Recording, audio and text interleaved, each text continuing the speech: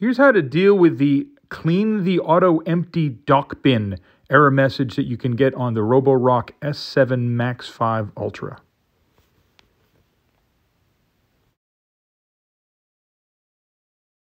So I saw an error message that said clean the auto empty dock bin, and I didn't really know what they were talking about. I had cleared out the inside of that.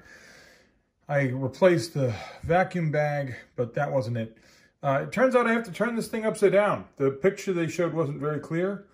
But yeah, you turn it upside down and then that little channel right there, I guess that's clogged. So I've got a Phillips head screwdriver and I'm going to remove this so I can clear it out.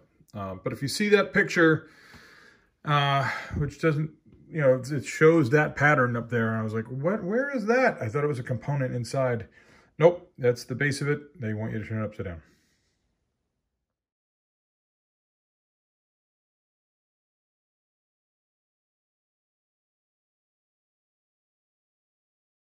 So I guess what had happened is this cap from something, some garbage on the floor, got vacuumed up and got stuck in that channel. And as a result, all the other dust that was coming behind it kind of got stuck and backed up. So after clearing that out, it was all good.